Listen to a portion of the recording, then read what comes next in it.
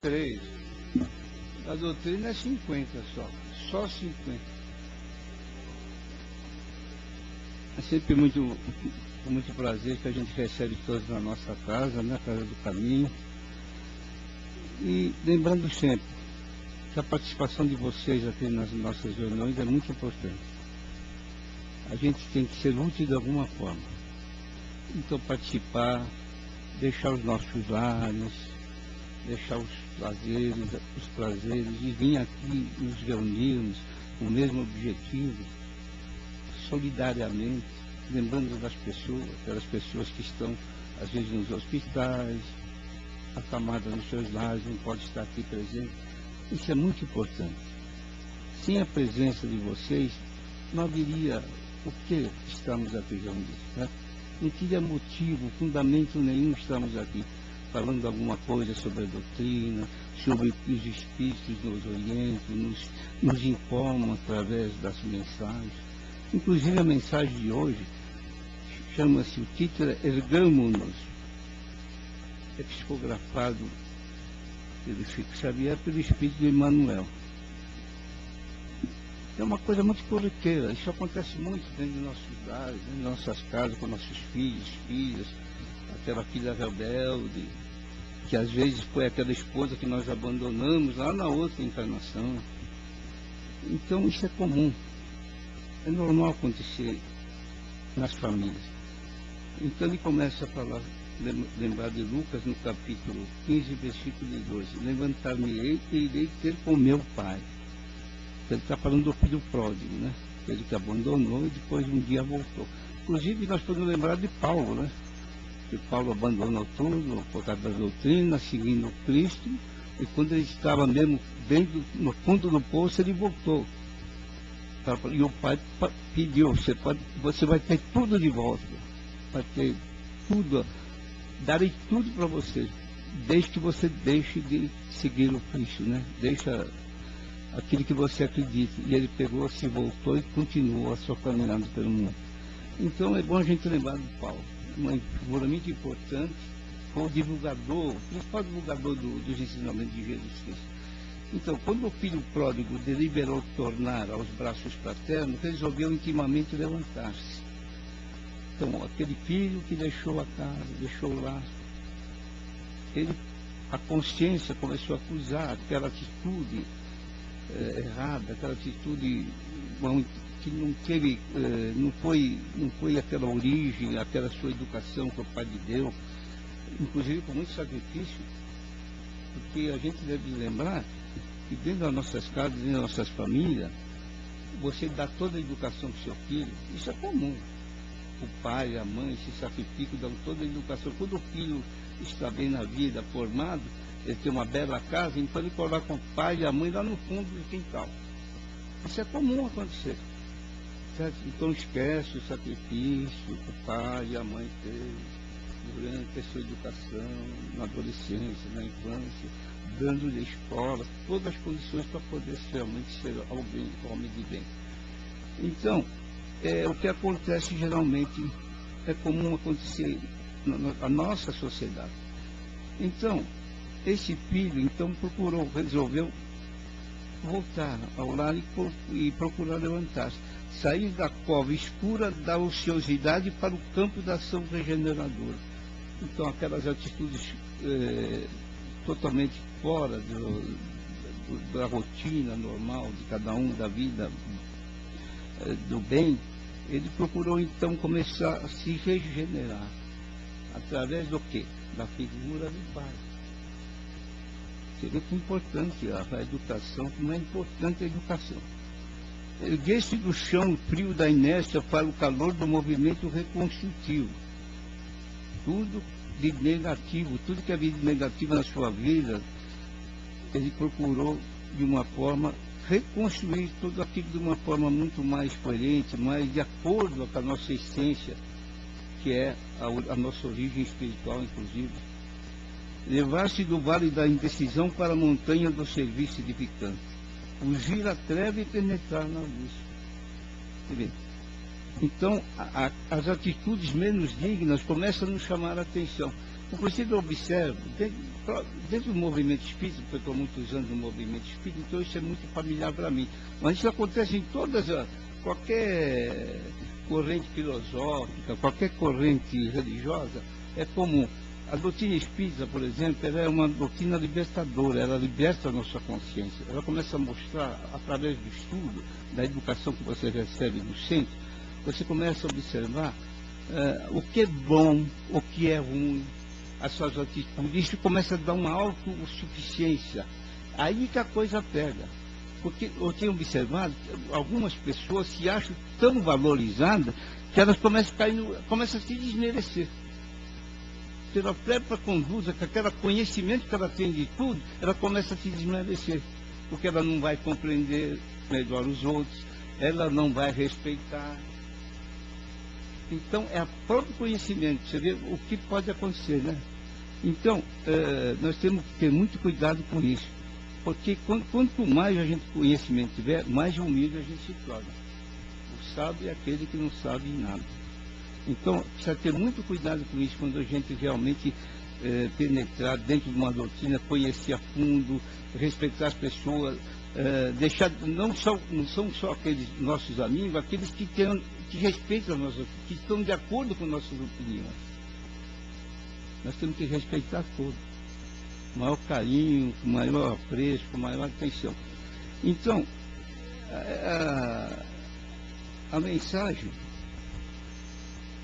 mostra muito esse lado. Ausentar-se da posição negativa e absorver-se da reestruturação dos próprios ideais. Olha, acabamos de falar disso agora. Então, a reestruturar aquilo que realmente, através do estudo, através da educação, o que realmente vale a pena. Nós estamos aqui reunidos hoje. Nós sabemos, nós temos consciência hoje, nós temos consciência do que é bem e do que é mal. Vale a pena ser melhor, nos comportarmos melhor? Isso nos dá uma satisfação interior? Satisfaz os outros, o nosso próximo? É bom a gente meditar, refletir sobre todas essas coisas. Levantou-se e partiu no rumo do lar paterno. Ele se levantou e voltou ao lar, à sua origem, aonde ele recebeu a sua educação desde a sua infância, desde os primeiros dias. Quantos de nós, porém, filhos pródigos da vida, depois de estragarmos as mais valiosas oportunidades, clamamos pela assistência do Senhor, de acordo com os nossos desejos menos dignos, para que sejamos satisfeitos. Aí quando nós estamos bem lá embaixo, no fundo do poço, né? Aí nós vamos, Senhor, me ajuda, que dá uma mãozinha. É comum isso, não é comum? É comum. A consciência pesa, né? Então nós vamos pedir ajuda. Né? Mas nós estávamos conscientes. Hoje, dificilmente uma pessoa não é consciente, ela não está consciente das atitudes que toma. Hoje, com a evolução, mesmo com a tecnologia, deixou um pouquinho a solidariedade, a humanidade um pouco de lado, mas é difícil uma pessoa não ter consciência do que realmente ela está praticando, as atitudes que ela toma. Às vezes por interesse, é normal acontecer. Aí, então, ele vai se procurar, Senhor Jesus, me ajude. Quantos de nós descemos voluntariamente ao abismo e lá dentro, atolados na sombria corrente de nossas paixões, exigimos que o todo misericordioso se faça presente ao nosso lado, através de seus divinos mensageiros, a fim que os nossos caprichos sejam atendidos. Acabamos de falar. Quer dizer, quando a coisa está preta, está pegando o nosso lado, então nós vamos lembrar de Deus, do Pai misericordioso, Pai misericordioso, me ajude. É comum, né? Não é comum acontecer isso? Será que eu não faço isso também? Hã? Se é verdade, no entanto, que nós achamos empenhados em nosso soerguimento, coloquemos-nos de pé e retiremos-nos da retaguarda que desejamos abandonar. Aperfeiçoamento pede esforço. Tudo é sacrifício. Nada vem por acaso. Ontem, inclusive, eu conversando com os amigos, nós estávamos falando sobre o perdão, né? Realmente, perdoar é muito difícil. É uma tarefa muito difícil perdoar. Não é fácil. Agora, não é muito melhor a gente respeitar, compreender as pessoas, para não precisar pedir perdão de nada? Ou eles nos perdoaram? Quantas vezes nós magoamos, ou fomos magoados? Não é muito mais fácil não chegar nesse ponto? É difícil realmente. Panorama do sismo pede ascensão. Exatamente. Se aspiramos ao clima da vida superior, adiantemos-nos para frente, caminhando com os padrões de Jesus. Olha, Jesus, né, que é o paradigma da humanidade, né? Jesus falou tanta coisa que a gente pode falar a mesma coisa que Jesus falou, não pode? Quero bem os seus irmãos, amar uns aos outros. Eu posso falar, não posso falar com outras palavras? Olha, quero abençoar o amigo aí do lado, dar um abraço nele. A gente pode falar, são coisas eternas. São coisas eternas. Por quê? Porque faz parte da nossa essência, da nossa origem. Deus criou dessa forma, não adianta a gente querer fugir a ele. Não adianta. A imortalidade da alma não é verdade. Não adianta. Então não adianta fugir. Levantar-me-ei, disse o moço da parábola. Levantemo-nos, repitamos nós. Então vamos fazer a mesma coisa com o filho pródigo. Vamos procurar de alguma forma, fazer uma repetição, uma meditação realmente. Essas reuniões, a nossa presença aqui, deixamos as nossas casas, está valendo alguma coisa? Estou melhorando no quê? O que eu melhorei? Inclusive a nossa prática dentro do centro espírita, não só no centro espírita, em qualquer religião, queira ou não, forçosamente nos leva à solidariedade. E a Casa do Caminho aqui também não é diferente. Nós procuramos, de alguma forma, minimizar o sofrimento alheio. O sofrimento através do quê? Da alimentação, do vestuário e principalmente da palavra. A palavra, o conforto, a atenção que a gente dá para as pessoas é muito mais importante que o próprio alimento. O alimento é uma coisa imediata, né? Está com fome, você tem que dar de comer. Certo? Mas a palavra, o conforto, às vezes, na rua, esse trabalho de rua que eles fazem aqui, leva uma palavra com uma pessoa, aquilo cala fundo. Às vezes não naquela hora, naquele momento, mas depois de um tempo ele lembra daquilo que foi falado. E isso é muito importante para as pessoas. Então a pessoa vai se reerguer, como está aqui na mensagem. Então a pessoa pode se reerguer, não pelo pai dele, o pai biológico, mas pelo um amigo que lhe deu uma boa palavra, uma atenção. Então é muito importante a gente meditar sobre isso, que realmente o que nós estamos fazendo aqui, para que nós viemos aqui, para que nós estamos reunindo, porque sendo útil de alguma forma. Então vamos levantar, realmente, vamos nos levantar e tomar um rumo realmente que a gente acha mais condizente, mais coerente com as nossas condições de espíritos imortais. Eu agradeço a atenção de todos, né? Então, a nossa Sandra vai dar continuidade ao nosso trabalho. Fala um pouco para nós, da história do filho pródigo, para poder entender. Como? Fala um pouco da história do filho pródigo, para a gente poder entender essa história que você contou. O filho pródigo Vocês viram o Evangelho, né? Quando o filho pede para o pai dar a fortuna que ele tem direito, e ele vai para a vida e vai gastar o dinheirinho dele lá sozinho, né? Enquanto ele tem dois filhos, a pessoa, e ele fica sozinho, né? O pai e o filho. E aquele filho que ficou se sente sobrecarregado, porque ficou tudo nas costas dele, enquanto o outro pegou o dinheiro dele e foi embora, né? É como Deus faz, você perde algumas coisas, às vezes ele te dá para saber como que você vai trabalhar com aquelas coisas que você tem na sua mão. E muitas das vezes nós voltamos, que nem o filho pródigo da lição, buscando Deus porque nós nos equivocamos nos nossos caminhos, né?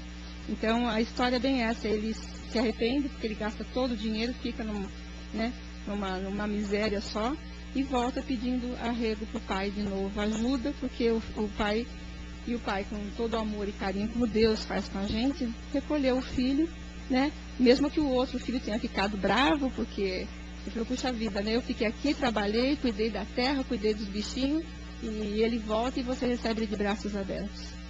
E assim é o Pai, Ele sempre dá a oportunidade para nós, mesmo que a gente vá para a vida, a gente erra, né? Que a maioria de nós fazemos isso, né? Muito. A gente vai para o mundo, erra bastante, né? Mas quando a gente se arrepende realmente e vê que esse não é o caminho, Ele está sempre de braço aberto, esperando a gente voltar. Então a história fala muito bem isso. Então quando a gente se sentir, né, que está lá no fundo do poço, sentindo que o coração já não está aguentando mais, né? E a gente tem sempre uma oportunidade de recomeço. A gente não pode esquecer disso.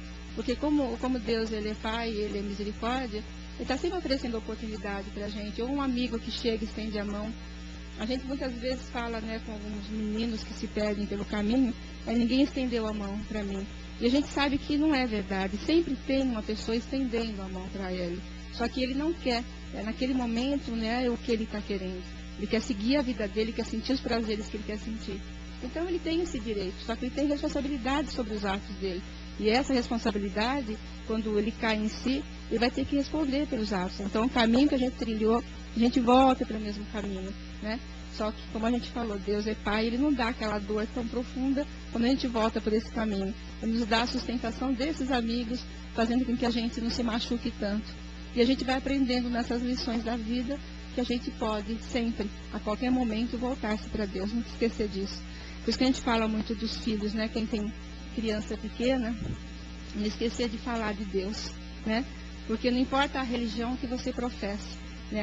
A importância de Deus dentro de um ser humano é de suma importância, porque um dia ou outro os pais da terra vão faltar, vão embora, mas ele sabe que tem um pai que pode olhar por ele, tem um pai que ele pode recorrer. Então é esse pai que ele vai lembrar. Quando ele estiver na dor, no sofrimento, ele vai saber, eu não tenho meu pai e minha mãe hoje, mas eu tenho um pai que está lá e está me olhando. Então não importa a religião, não importa o templo que você vá. O que importa é você falar de Deus para o teu filho, desde pequenininho. Quando ele crescer, quer ficar teu, quer ficar o que ele quiser, não importa. O que importa é que você colocou dentro dele essa semente, desse pai maior. Então alguém quer fazer alguma pergunta, por favor? Ele vai falar um pouco. Mas é bom, viu, professor? Isso é importante. A gente começa, só começa. É importante a participação de todos. As ideias, as experiências de vida. Isso é muito importante. A gente está aqui para ter essa experiência. Realmente. Pois não? Não, eu estava vendo as coisas, assistindo de lá, né? E a sua imagem congelou. Entendeu? Você esticou, congelou. Aí, não, mas você estava bonito, rapaz. Você estava bonito. Não, não, assim, pela televisão fica mais bonito do que pessoalmente. Quando você está falando do filho pródigo, né? A gente está lembrando, o Manuel até cita nesse texto, né? Todos nós somos um pouco esse filho pródigo. Porque nós às vezes nos rebelamos na vida, nós saímos, como que a Sandra falou, você colocou também um pouco, né? Nós saímos, né? Em busca de alcançar coisas que nós queremos, que nós julgamos que são boas para nós, né? E muitas vezes nós nos equivocamos nas nossas escolhas, né? E era disso que o Emmanuel falava, que todos nós somos filhos. Mas eu queria perguntar para você, a gente, quando o cara chega no fundo do poço mesmo, né? Que ele não tem mais jeito, aí ainda vale a pena? Como é que funciona esse negócio de você? Porque tem gente que só vai buscar Deus, a igreja, o centro espírita, o centro de Umbanda, quando já a coisa já degringolou. O cara gastou tudo que ele tinha direito, perdeu a família, perdeu a autoestima, está em situação difícil, gente doente. Aí o camarada começa a lembrar de Deus, porque ele vê que as escolhas e as chances são poucas para ele. Ainda assim, dá tempo de buscar Deus? Como é que funciona isso aí? Fala para nós. Principalmente se tiver uma boa saúde. Dá tempo, viu? Qualquer oportunidade da vida, qualquer situação que a gente esteja, sempre há um meio, sempre há solução. Problemas é para solucionar. Não é para ficar com os problemas. Então sempre há tempo. A pessoa pode estar na pior situação possível, principalmente com a família, né? Porque financeiramente, eu não gosto de tocar muito nesse assunto, porque financeiramente você resolve os seus problemas. Faz um empréstimo, vai lá no banco, isso é fácil de resolver. Agora, problema sentimental, problema familiar, é uma coisa muito delicada, porque, como nós sabemos, através da reencarnação, a maioria reencarna na mesma família, inclusive. Isso é comum acontecer, né? Quando a gente reencarna, realmente nós somos aquela família espiritual. A gente reencarna realmente, às vezes, tudo na mesma família. É comum isso acontecer. Parece que nós somos estranhos, né? Filho e tal. Você vê que tem diferença, mesmo sendo da mesma família, tendo afinidade das pessoas, por causa da afinidade que atrai. Você vê que tem diferença, porque é o grau de evolução de cada um, né? É o que acontece. Se um vai para o caminho da esquerda, né? Que não está de acordo com os preceitos, com os costumes da sociedade, ele começa a se distanciar dos outros, que começam a crescer, vão crescendo, porque estão dentro dos padrões normais da sociedade. Mesmo esse, está longe, mesmo dentro da família, sempre vai ter a mão amiga, um irmão, uma irmã, um pai. Nunca o pai ou a mãe vai deixar um filho desregrado de qualquer forma. Inclusive a mensagem fala sobre isso, né? Sempre é tempo, a mensagem toda, ela, se você observar bem, analisar, toda ela fala na volta, no reerguimento, para se reerguer, toda a mensagem é nesse sentido. Então, a própria mensagem já diz, né? Sempre há tempo da gente voltar, começar lá de baixo, começar tudo novamente. Porque nós somos seres imortais. Nós não vamos morrer. O espírito é imortal. O que morre é o corpo. O corpo vai para o laboratório da natureza, né? Mas o espírito continua, verifica. Então, sempre há tempo, sempre há tempo. Mesmo se a gente desencarnar numa situação negativa, nós vamos voltar com as mesmas oportunidades. Você vê? Isso é uma espiral evolutiva. No final, o que busca? É o progresso, a evolução. Qualquer espírito busca a evolução. Por mais que ele prevarique, por mais que ele vai sempre, num determinado momento da sua vida, da sua existência, ele vai querer evoluir, ele vai querer acompanhar os outros, mesmo que esteja atrasado lá. Os outros estão lá na frente, né? Mas sempre vai ser a oportunidade. É muito difícil não existir alguém que queira progredir na vida. Se souber de alguém, me conte que eu não sei.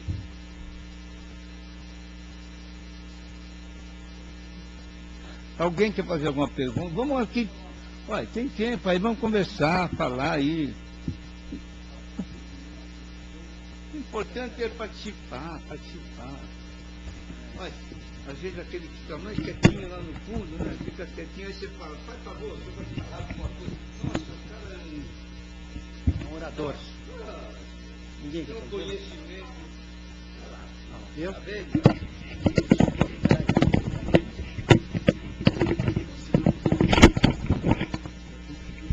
Espera um pouquinho. Quem pediu?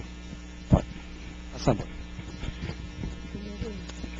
No filho pródigo, por exemplo, o pai, ele acolhe de bom agrado o filho, né? De bom coração, ele dá aquela abertura para o filho, mas nem sempre, às vezes acontece isso. Às vezes a gente tem uma mãe ou um pai que quando o filho volta, ainda chega e fala assim, ó, eu te falei que você ia no fundar, que você não ia, né? E começa a despejar uma porção de coisas não agradáveis. Aí o que acontece? Muitas das vezes, ele, em vez de voltar feliz, ele ainda quer sair outra vez, né? Para se afastar daquele lugar. E aí, mais uma vez, ele acaba, né, não sendo bem acolhido e trazendo maiores problemas. Queria que você falasse aí. Você entendeu a pergunta, né? É verdade. Mas não é a norma. Nós temos que pensar sempre à frente, por dentro. Nós vamos pensar nesses casos aí. Ninguém vai progredir, vamos ficar sempre em cima aí. Então, tem que pensar no geral, o que é bom. Pensar sempre no bem, o que é bom. O pai bom, a mãe boa. O que você recebe, o carinho. Assim que a gente tem que pensar, o lado positivo.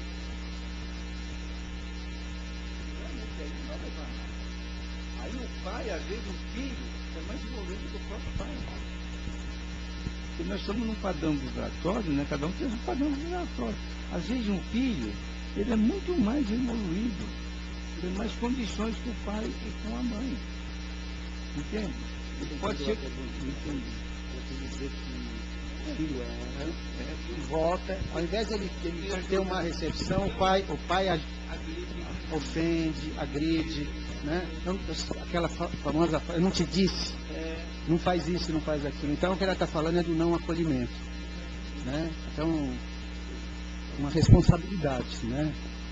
Por parte dos pais, porque veja bem, se o filho está voltando para casa, independente do que ele tenha feito, a gente fica imaginando, ele está necessitando, ele está pedindo socorro, ele está pedindo apoio, né?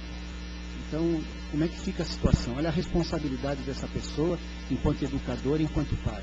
Muitos não conseguem superar as dificuldades no campo do relacionamento e acabam realmente afundando ainda mais, né? A pessoa, um viciado, por exemplo, uma pessoa que está com dependência química, seja no álcool, na droga.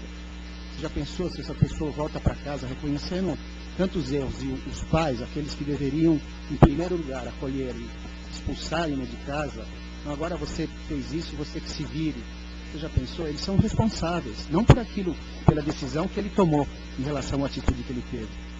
Mas eles são responsáveis porque eles puseram no mundo e tinham a obrigação de educá-lo, ajudá-lo. E se ele incorreu em erro, nessa volta, é a oportunidade abençoada que Deus estava dando para essa pessoa de poder recepcionar esse filho, de poder ajudá-lo, de poder reerguê-lo diante de uma situação difícil. Vão ter que responder ao preço caro diante da lei de causa e efeito, né? Você sabe.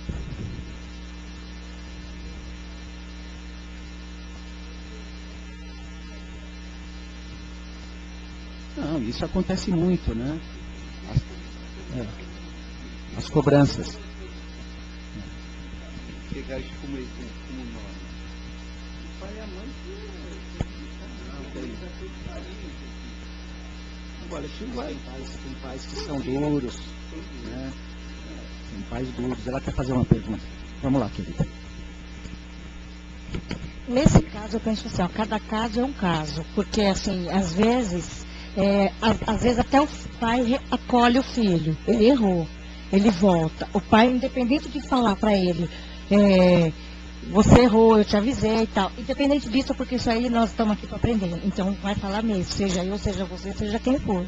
Mas eu penso assim, porque muitas vezes o filho volta para a casa do pai, não porque está precisando, porque quebrou a cabeça, porque ele quer voltar pelo que ele perdeu, porque lá fora ele continua batendo a cabeça.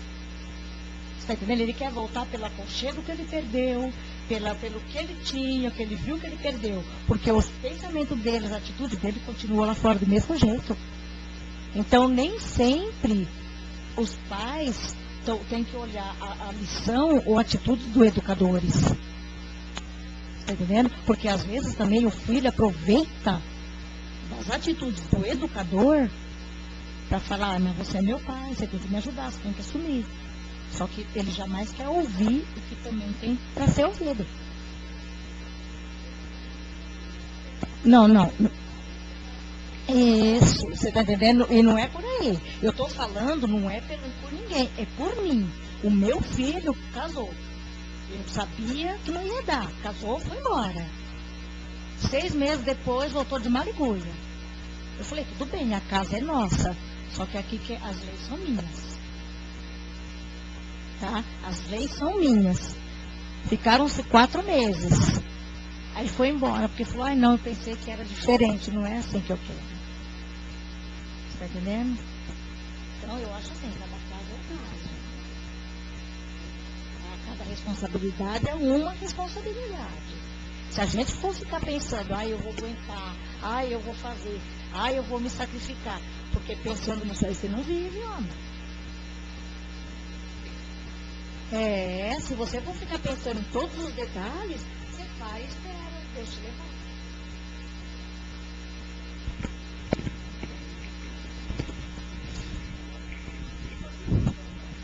O que é melhor que a gente pode fazer para um filho ou para uma filha? Inclusive os filhos fazer para os pais. Porque aquelas condições que o filho tem que começar a ajudar os pais também. Então, é sinal positivo. Tem que pensar positivamente. Que é bom, que vale a pena. em qualquer circunstância. Não importa se você fizer força, se fizer força. A gente tem que apoiar. De qualquer forma. Ajudar os filhos a ajuda.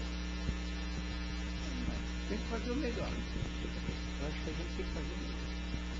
Tá bom, queridos. Alguém quer colocar?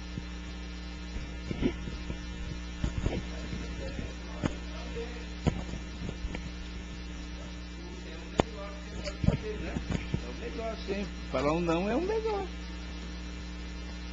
Falar um não é o melhor também. Exatamente.